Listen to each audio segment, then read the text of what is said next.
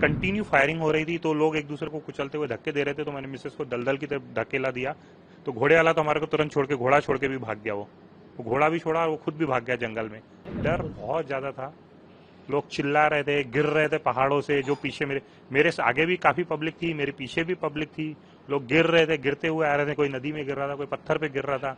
एक दूसरे को उठा रहे थे और चलते जा रहे थे बस। एक बंदा मेरे बाजू में आया, रो रहा था, बहुत ज्यादा रो रहा था। वो यानी सिचुएशन के कंट्रोल के बाहर था उसको। तो मैंने बोला, उसको बोला रुक रुक रुक। मेरे भाई को बोले मेरे सर में गोली मार दी, बोले मेरे सामने। बोले मैं अपने भाई के लिए रुका भी नहीं। बोले अभी भी खौफ है उस चीज का। आंखों के सामने वही गुजर रहा है जो देखा है हमने। कैसे पहुंचे वो हमको बता, सिर्फ भगवान का नाम लेके पहुंचे हैं। भीड़ इतनी ज्यादा थी कि हमको इतना डर लग रहा था कि हम सिर्फ आगे ही जाते जा रहे थे। खाई आ रही थी, पत्थर आ रहे थे, नदियां आ रही थी, बस बढ़ते जा रहे थे। एक्चुअल में एग्जिट टाइमिंग मेरे को ध्यान नहीं है, मोबाइल में से बता सकता हूँ क्योंकि वीडियो हमने उसी समय खींचे थे 5 मिनट पहले। पूरा माहौल अच्छा था, लोग एंजॉय कर रहे थे, खेल रहे थे, काफी फैमिली थी, बच्चे थे, लोग फोटो खिंचा रहे थे। ऐसा लग ही नहीं रहा, ऐसा लग रहा था कि स्वर्ग है बिल्कुल, सब लोग एंजॉय कर रहे हैं। और ऐसा उम्मीद नहीं थी कि 5 मिनट बाद ऐसा वो नर्क जैसे बन जाएगा। वो कौन सा मूवमेंट था जब आपको पता चला कि कुछ हो रहा है? एक्चुअल में मैं लकी बोलूंगा, लकी हूँ कि हम क्या पूरा घूम के जो एग्जिट है, एग्जिट बहुत संकरा था, 15 बाय 60-70 फीट लंबा था। और उसका निकलने के लिए सिर्फ 4 फीट का एक दरवाजा था। और लकीली मैं उस 4 फीट के दरवाजे पे ही खड़ा था। उसको उस तरफ जंगल था, घोड़े खड़े रहते हैं दलदल में। तो लकी मैं वहीं पे खड़ा था। पीछे से एकदम से फायरिंग की आवाज हुई गार्डन में, जहाँ पे बोल सकते हैं। और लोग पब्लिक जो है पूरी वो गैलरी में घुसी, 15 बाय 70 की, 60-70 फीट की, वो पूरी भर गई। मैंने 1 सेकंड पीछे देखा, लेकिन तब तक वो पूरी गैलरी पब्लिक से भर चुकी थी। तो हमारे को उस गैलरी के उधर का, पीछे का नहीं दिखाई दिया जहाँ पे टेरेस थे। लेकिन कंटिन्यू फायरिंग हो रही थी तो लोग एक दूसरे को कुचलते हुए धक्के दे रहे थे, तो मैंने मिसेस को दलदल की तरफ धकेला दिया। तो घोड़े वाला तो हमारे को तुरंत छोड़ के, घोड़ा छोड़ के भी भाग गया। वो घोड़ा भी छोड़ा और वो खुद भी भाग गया जंगल में। और फिर पीछे मेरी मिसेस को दलदल में धक्का दिया, मेरे बेटे को भी उतारा। और फिर हम कंटिन्यू, गोलियां चल रही थी तो हमारे को उस समय दिमाग काम नहीं किया। हम जंगल की तरफ कूद गए और जंगल की तरफ 7 से 8 किलोमीटर हम जंगल पहाड़ उतरते हुआ है, 8 किलोमीटर का रास्ता। वो जो पैर में चोट आई थी वो वाकया क्या था? एक्चुअल में कैसे, वो 3 से 4 बार गिरे हैं रास्ते में। उनका पहली बार जब गिरे पैर मुड़ गया पूरा, फिर दूसरी बार गिरे, वो फिर भी कंटिन्यू चल रहे थे। तो मेरे बेटे ने, मैंने और वो खुद भी पकड़ के जैसे तैसे उनको 7 से 8 किलोमीटर का पहाड़ उतारे। फिर आपको कहाँ ले जाया जाया? एक्चुअल में फिर मैं नीचे आया, मेरी पर्सनल कार खड़ी थी वहाँ पे पार्किंग में। मैंने ड्राइवर को कॉल किया, ड्राइवर बोले मैं नहीं आ सकता हूँ। तो मैंने एक लोकल था वहाँ पे, आर्मी वाले को बोला कि मतलब मेरे को मेरी कार तक पहुँचवा दीजिए, बाकी कुछ नहीं चाहिए मेरे को और कोई नीड नहीं चाहिए। उन्होंने कार दिए और उसमें बिठाए और मेरे को मेरी पार्किंग तक छुड़वाए। मेरी पार्किंग में मेरी कार खड़ी थी, फिर मैं अपनी कार में ही हॉस्पिटल लेके गया इनको। कैसा पैनिक सिचुएशन था? लोग क्या रिएक्ट कर रहे थे? कितना डर, कितना भय? डर बहुत ज्यादा था। लोग चिल्ला रहे थे, गिर रहे थे पहाड़ों से। जो पीछे मेरे से आगे भी काफी पब्लिक थी, मेरे पीछे भी पब्लिक थी। लोग गिर रहे थे, गिरते हुए आ रहे थे। कोई नदी में गिर रहा था, कोई पत्थर पे गिर रहा था। एक दूसरे को उठा रहे थे और चलते जा रहे थे बस। आपने पीछे क्या सुनाई दिया? लोगों की चीखें सुनी? एक बंदा मेरे बाजू में आया, रो रहा था, बहुत ज्यादा रो रहा था। वो यानी सिचुएशन के कंट्रोल के बाहर था उसको। तो मैंने बोला, उसको बोला रुक रुक रुक। मेरे भाई को बोले मेरे सर में गोली मार दी, बोले मेरे सामने। बोले मैं अपने भाई के लिए रुका भी नहीं। बोले लोग जो बता रहे हैं कि धर्म पूछा गया, नहीं, वो मेरे को मालूम नहीं, क्योंकि मैं एक्चुअल में एग्जिट गेट पे खड़ा था ना। ये उसमें लंबी गैलरी है 15 बाय 60-70 फीट की। उसके पीछे गार्डन है, 60-70 फीट की गैलरी के पीछे ये टेरेस वहां पे थे। और गैलरी पूरी पब्लिक से भर चुकी थी क्योंकि सब निकलने को देख रहे थे। अंदर जो 400-500 की पब्लिक थी वो निकलने को देख रही थी, सब भागने को देख रहे थे। जिसको जहां रास्ता है वो भागने को देख रहा था। तो हमारी जो गैलरी थी पूरी भरी हुई थी, पीछे का नजारा देख नहीं रहा था। और मैंने एक बार के पीछे दोबारा देखा भी नहीं पलट के। पूरा पहाड़ उतरने तक हमने पीछे देखे ही नहीं। गर्दन घुमा, कुछ पता है, आइडिया? एक से ज्यादा होगा क्योंकि कंटिन्यू गोलियां चल रही थी। कितने देर तक गोलियों का आवाज आपने सुना? काफी देर चली, कम से कम 100 राउंड तो भी फायरिंग हुई होंगी।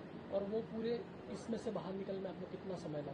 उस समय मैंने कुछ भी नहीं देखा क्योंकि उस समय न माइंड काम कर रहा था, न प्यास लग रही थी, न कुछ लग रहा था। उनका पैर टूटा हुआ, हमारे को कुछ समझ में नहीं आता, हमसे भाग रहे थे।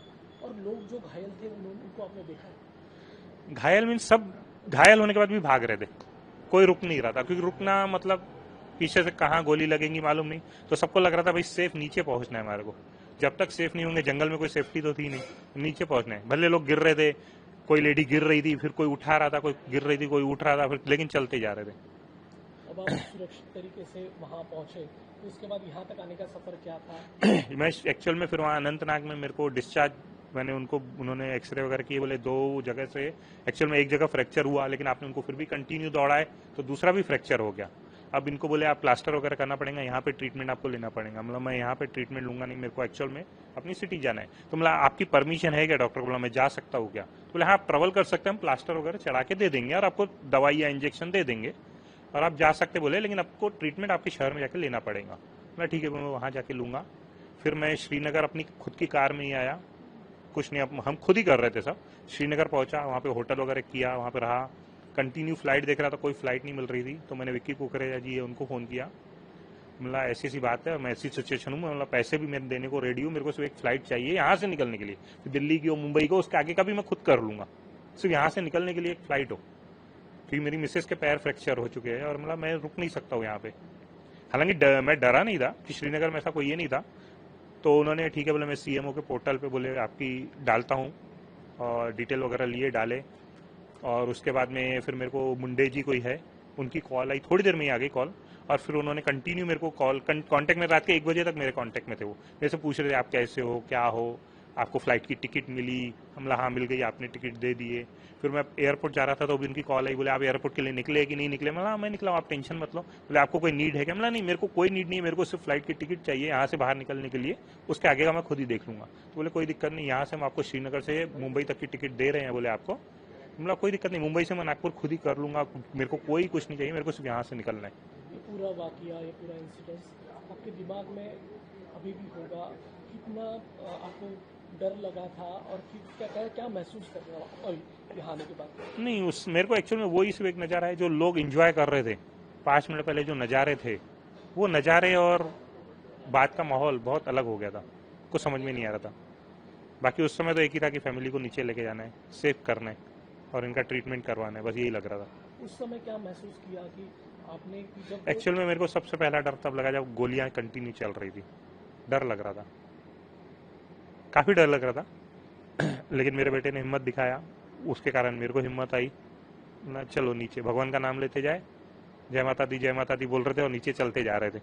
अभी भी खौफ है उस चीज का, आंखों के सामने वही गुजर रहा है जो देखा है हमने।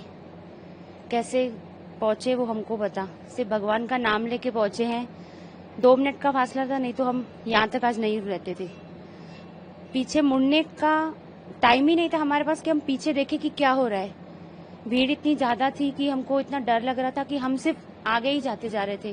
खाई आ रही थी, पत्थर आ रहे थे, नदियां आ रही थी, बस बढ़ते जा रहे थे।